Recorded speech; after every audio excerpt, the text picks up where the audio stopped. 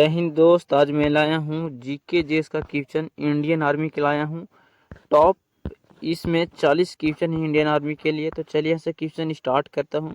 और किसी भी क्वेश्चन का आंसर जानते हो तो कमेंट बॉक्स में जरूर बताइएगा प्रीवियस ईयर का क्वेश्चन इंडियन आर्मी का। तो पहला क्वेश्चन यहाँ पे स्टार्ट होता है कि कालिंदी नदी का दूसरा नाम क्या है। तो कालिंदी नदी का दूसरा नाम क्या है, तो राइट ऑप्शन हो जाएगा पहला क्वेश्चन का आंसर सी ऑप्शन सही हो जाएगा, यमुना कालिंदी नदी का दूसरा नाम है। नेक्स्ट क्वेश्चन दूसरा नंबर यहाँ पे देखिएगा है कि केन नदी निम्नलिखित में से किसकी सहायक नदी है। तो केन निम्नलिखित में से किसकी सहायक नदी है, तो राइट ऑप्शन हो जाएगा यमुना नदी की केन सहायक नदी है। राइट ऑप्शन सी हो जाएगा। दोस्तों याद रखना ट्रिक से यहाँ केबीसी याद रखना, कौन बनेगा करोड़पति। के से रखिएगा याद दोस्तों केन नदी, बी से रखिएगा बेतवा नदी, सी से रखिएगा चंबल नदी। ये तीनों नदी यमुना नदी की सहायक नदी है। राइट ऑप्शन सी होगा दूसरा का। नेक्स्ट क्वेश्चन तीसरा नंबर यहाँ पर क्वेश्चन है कि गंगा में मिलने वाली नदी जिसका उद्गम अमरकंटक में है। तो वह नदी का नाम बताया जो गंगा नदी में मिलती है लेकिन उसका उद्गम स्थल अमरकंटक से होती है। तो वो नदी है सोन नदी। राइट ऑप्शन तीसरा का ऑप्शन डी होगा। नेक्स्ट क्वेश्चन यहाँ पर चौथा नंबर क्वेश्चन है कि अलकनंदा और धौली गंगा का संगम कहाँ होता है। तो अलकनंदा और धौली गंगा का संगम होता है। राइट ऑप्शन हो जाएगा चौथा क्वेश्चन का आंसर विष्णु प्रयाग में अलकनंदा और धौली गंगा का संगम होता है। नेक्स्ट क्वेश्चन यहाँ पर है पांचवा नंबर क्वेश्चन की निम्नलिखित में से कौन सी नदी यमुना नदी में नहीं मिलती है। तो निम्नलिखित में कौन सी नदी यमुना नदी में नहीं मिलती है, तो राइट ऑप्शन हो जाएगा यहाँ पे सोन नदी यमुना नदी में नहीं मिलती है। लेकिन यहाँ पे देखिए अभी तुरंत थोड़ा देरी पहले बताया था कि कौन बनेगा करोड़पति। केबीसी याद रखना। के से हो जाएगा केन, बी से हो जाएगा बेतवा, सी से हो जाएगा चंबल। ये तीनों नदी यमुना नदी में मिलती है लेकिन सोन नदी अमरकंटक से उद्गम होती है, सोन में नहीं मिलती है। तो राइट ऑप्शन हो जाएगा सी यमुना नदी में सोन नदी नहीं मिलती है। पांचवा का ऑप्शन सी होगा। नेक्स्ट क्वेश्चन यहाँ पर देखिएगा छठा नंबर क्वेश्चन है कि अलकनंदा के साथ वह कौन सी नदी है जिसका संगम रुद्र प्रयाग में होता है। याद रखना क्वेश्चन बहुत ही वीवाई है। अभी थोड़ा देरी पहले बताएं कि अलकनंदा और धौली गंगा का संगम होता है विष्णु प्रयाग में। लेकिन यहाँ क्वेश्चन पलट कर पूछा है कि अलकनंदा के साथ वह कौन सी नदी है जिसका संगम रुद्र प्रयाग में होता है। तो याद रखना अलकनंदा और मंदाकिनी नदी का संगम होता है रुद्र प्रयाग में। तो राइट ऑप्शन बी हो जाएगा अलकनंदा और मंदाकिनी नदी का ही संगम रुद्र प्रयाग में होता है। राइट ऑप्शन बी होगा। सातवां नंबर क्वेश्चन यहाँ पे देखिए थोड़ा जूम करके कि दामोदर नदी निकलती है। तो दामोदर नदी निकलती है कहाँ से, तो राइट ऑप्शन हो जाएगा छोटा नागपुर के पठार से दामोदर नदी निकलती है। राइट ऑप्शन हो जाएगा छोटा नागपुर के पठार से दामोदर नदी निकलती है। नेक्स्ट क्वेश्चन आठवां नंबर क्वेश्चन है कि बंगाल का शोक किस नदी को कहा जाता है। तो बंगाल का शोक किस नदी को कहा जाता है, तो राइट ऑप्शन हो जाएगा दामोदर नदी को बंगाल का शोक कहा जाता है। ये स्वतंत्र भारत की पहली नदी घाटी परियोजना थी। याद रखना दामोदर घाटी परियोजना स्वतंत्र भारत की प्रथम नदी घाटी परियोजना थी। दामोदर नदी को उद्गम स्थल छोटा नागपुर के पठार से झारखंड से होती है। याद रखना बंगाल का शोक नदी कहा जाती है। 9 नंबर क्वेश्चन कि बिहार का शोक किस नदी को कहा जाता है। तो थोड़ा देर तुरंत पहले बताएं कि बंगाल का शोक दामोदर नदी को कहा जाता है और बिहार का शोक जो कहा जाता है कोसी नदी को कहा जाता है। और कोसी नदी जो है अपनी मार्ग बदलने के लिए विश्व में सर्वाधिक प्रसिद्ध है। तो राइट ऑप्शन ये होगा कोसी नदी बिहार का शोक है। 10वां नंबर क्वेश्चन की गंगा की सबसे लंबी सहायक नदी कौन सी है। तो गंगा की सबसे लंबी सहायक नदी है वो नदी है, राइट ऑप्शन हो जाएगा यमुना नदी गंगा की सबसे लंबी सहायक नदी है। राइट ऑप्शन ए हो जाएगा दोस्तों। गंगा की सबसे लंबी सहायक नदी यमुना नदी है और यमुना नदी की सहायक नदी केबीसी है। याद रखना केन बेतवा चंबल है। नेक्स्ट क्वेश्चन देखिए यहाँ पर 11 नंबर क्वेश्चन की यमुना नदी का अन्य नाम है। तो थोड़ा देरी पहला तुरंत बताएं पहला क्वेश्चन का आंसर था यहाँ पे कि कालिंदा किस नदी का नाम है, तो यमुना नदी का था नाम था। तो यहाँ पे क्वेश्चन पलट कर पूछे कि यमुना नदी का अन्य नाम क्या है। तो यहाँ पर राइट ऑप्शन हो जाएगा कालिंदी नदी का नाम ही यमुना नदी है। तो राइट ऑप्शन ये हो जाएगा। नेक्स्ट क्वेश्चन देखिए यहाँ पर है 12 नंबर क्वेश्चन की गंगा नदी किस क्षेत्र से मैदानी भाग में प्रवेश करती है। तो गंगा नदी किस क्षेत्र से मैदानी भाग में प्रवेश करती है, तो राइट ऑप्शन हो जाएगा हरिद्वार से ही दोस्त गंगा नदी मैदानी क्षेत्र में प्रवेश करती है। राइट ऑप्शन बी होगा। नेक्स्ट क्वेश्चन देखिए 13 नंबर क्वेश्चन की गंगा नदी को बांग्लादेश में क्या कहते हैं। तो गंगा नदी को बांग्लादेश में क्या कहते हैं, तो राइट हो जाएगा पद्मा गंगा नदी को बांग्लादेश में कहते हैं। ऑप्शन ए सही होगा। और गंगा नदी भारत की सबसे पवित्र नदी है और भारत की राष्ट्रीय नदी है। तो याद रखना गंगा नदी को बांग्लादेश में पद्मा नदी कहा जाता है। 14 नंबर क्वेश्चन है कि समुद्री जल से नमक प्राप्त करने की प्रक्रिया है, तो समुद्री जल से नमक प्राप्त करने की प्रक्रिया को क्या कहते हैं? तो राइट ऑप्शन को वाष्पीकरण कहा जाता है, समुद्री जल से नमक प्राप्त करने की प्रक्रिया। राइट ऑप्शन बी हो जाएगा। नेक्स्ट क्वेश्चन देखिए यहाँ पर है 15 नंबर क्वेश्चन की ऊर्ध्वपातन क्या है? तो ऊर्ध्वपातन क्या है? तो राइट ऑप्शन हो जाएगा ऊर्ध्वपातन। यहाँ पे देखिएगा पहला ऑप्शन किसी पदार्थ से गैस के सीधे द्रवावस्था में परिवर्तन, किसी पदार्थ का गैस से सीधे ठोस अवस्था में परिवर्तन, किसी पदार्थ से द्रव से, किसी पदार्थ का द्रव से सीधे गैस अवस्था में परिवर्तन, किसी पदार्थ का ठोस से सीधे गैस अवस्था में परिवर्तन। तो राइट ऑप्शन हो जाएगा किसी पदार्थ का ठोस से सीधे गैस में परिवर्तन। राइट ऑप्शन डी हो जाएगा। 15 क्वेश्चन का आंसर डी ऑप्शन सही होगा। करेक्ट ऑप्शन कौन सा होगा? डी। ऊर्ध्वपातन क्या है? तो किसी पदार्थ का ठोस से गैस अवस्था में परिवर्तन ऊर्ध्वपातन कहलाता है। 16 नंबर क्वेश्चन के परमाणु का द्रव्यमान पूर्ण रूप से किसके कारण होता है? तो परमाणु का द्रव्यमान पूर्ण रूप से किस कारण होता है? परमाणु का द्रव्यमान जो होता है पूर्ण रूप से किस कारण होता है? तो राइट ऑप्शन हो जाएगा प्रोटॉन और न्यूट्रॉन के कारण ही होता है परमाणु का द्रव्यमान पूर्ण रूप से। तो राइट ऑप्शन ए सही होगा। पहला 16 का क्वेश्चन का आंसर ए सही होगा। परमाणु का द्रव्यमान पूर्ण रूप से किसके कारण होता है? तो प्रोटॉन न्यूट्रॉन के कारण होता है। 17 नंबर क्वेश्चन की सर्वप्रथम पदार्थ का परमाणु सिद्धांत किसके द्वारा किया गया था?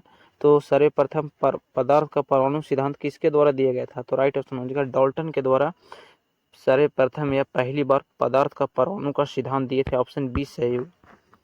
नेक्स्ट क्वेश्चन देखिए यहाँ पर है 18 नंबर क्वेश्चन कि परमाणु के नाभिक की खोज किसने की थी? तो परमाणु के नाभिक की खोज किसने किया था?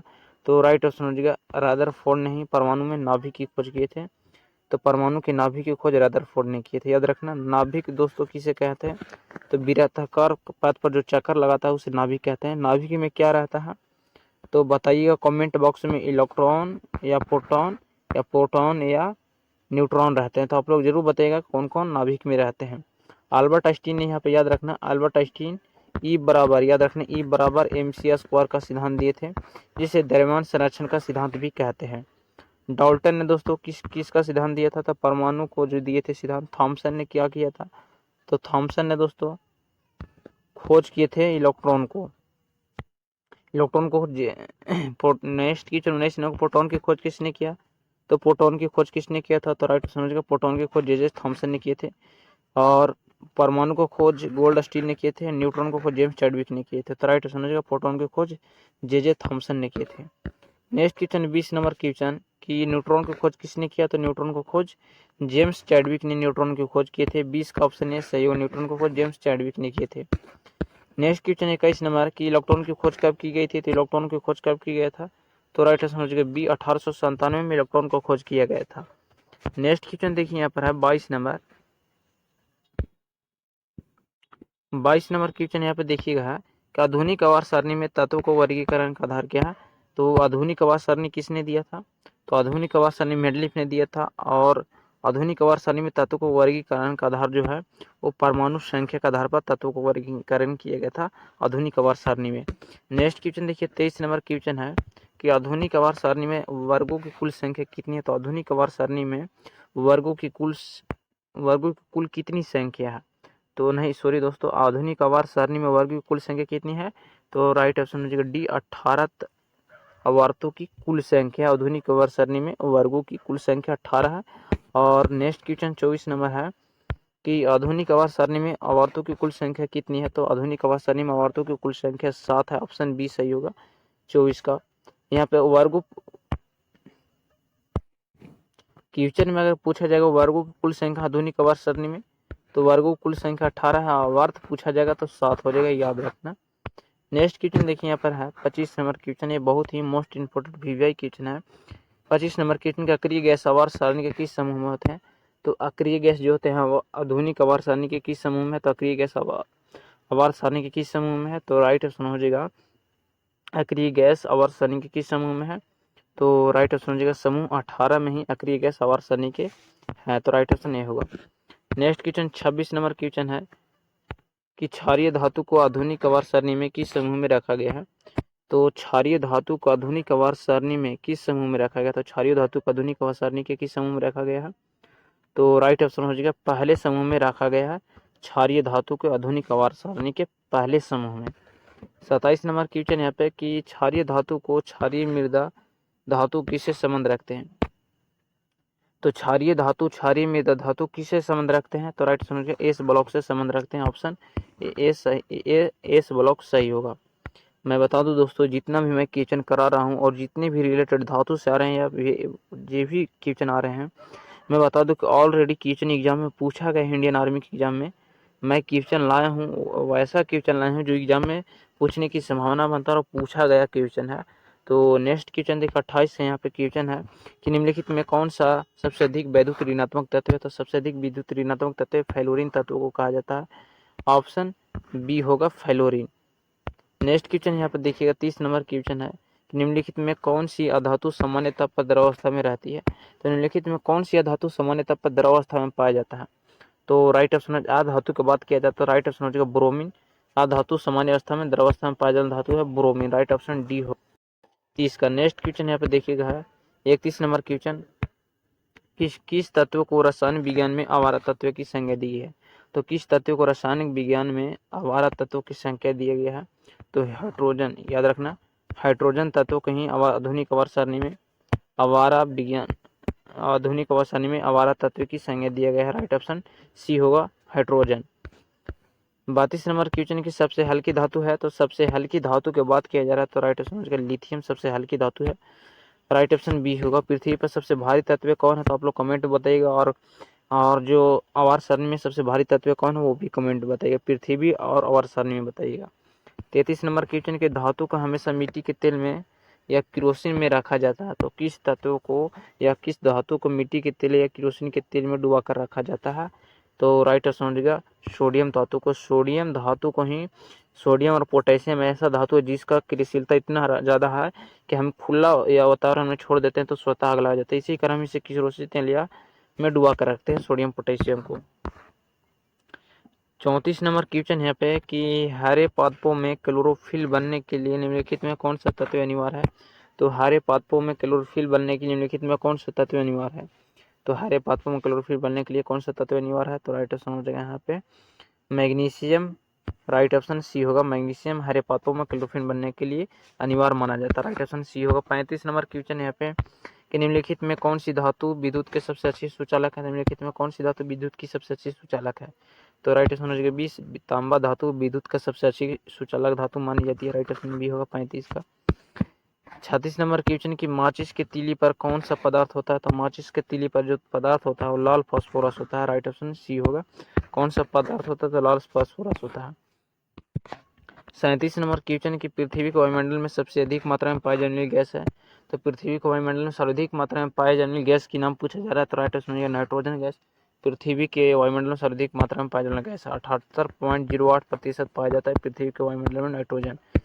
उसके अलावा कार्बन डाइऑक्साइड 0.03% पाया जाता है। 0.03% कार्बन डाइऑक्साइड वायुमंडल में पाया जाता है। 38 नंबर क्वेश्चन मानव शरीर में पाया जाने वाला सबसे प्रचुर मात्रा में तत्व है। तो मानव शरीर में पाया जाने सबसे प्रचुर मात्रा में तत्व है ऑक्सीजन। राइट ऑप्शन ए होगा। ऑक्सीजन मानव शरीर में सबसे अधिक मात्रा में पाया जाने तत्व है जिसका लगभग 65% पाया जाता है मानव शरीर में। 39 नंबर क्वेश्चन वायुमंडल में कौन सी निष्कर्षीय गैस नहीं पाई जाती। तो वायुमंडल में कौन सा निष्क्रिय गैस नहीं पाई जाती है। तो राइट ऑप्शन हो जाएगा रेडॉन। निष्कर्षीय गैस वायुमंडल में नहीं पाया जाता है। नेक्स्ट क्वेश्चन है 40 नंबर क्वेश्चन की कौन सी गैस अजनबी गैस के रूप में जाना जाता है। तो निम्नलिखित में कौन सी गैस अजनबी गैस के रूप में जाना जाता है। तो राइट ऑप्शन जेनॉन गैस को ही अजनबी गैस के रूप में जाना जाता है। राइट ऑप्शन जेनॉन होगा। 41 नंबर क्वेश्चन मनुष्य की पृथ्वी पर सबसे पहले किस धातु का प्रयोग किया था। तो मनुष्य ने पृथ्वी पर सबसे पहले किस धातु का प्रयोग किए थे। तो राइट ऑप्शन हो जाएगा मनुष्य ने सबसे पहले तांबा धातु का प्रयोग किए थे। ये क्वेश्चन बहुत ही क्वेश्चन बहु एग्जाम में पूछा जाएगा इंडियन आर्मी के एग्जाम में। 42 नंबर क्वेश्चन अमीबा को किस श्रेणी में रखा जाता है। तो अमीबा को किस श्रेणी में रखा जाता है। प्रोटोजोआ के श्रेणी में अमीबा को रखा जाता है। अमीबा किसके द्वारा भोजन पकड़ता है। तो फुटपाथ के द्वारा भोजन पकड़ता है। 43 नंबर क्वेश्चन की चप्पल की आकृति का जंतु है। तो चप्पल आकृति के जंतु कौन सा है। तो राइट समझिएगा बी पैरामीशियम चप्पल आकृति का जंतु है।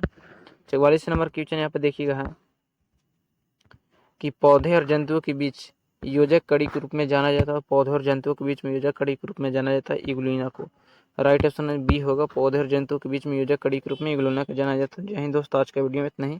फिर से मिलेंगे नेक्स्ट वीडियो में। अगर वीडियो पसंद हो चैनल को सब्सक्राइब कीजिएगा, वीडियो को शेयर कीजिएगा। मैं ऐसे क्वेश्चन को सिलेक्ट किया था जो इंडियन आर्मी एग्जाम में पूछा गया था और पूछे जाने की संभावना मानता है। तो फिर से मिलेंगे नेक्स्ट वीडियो में।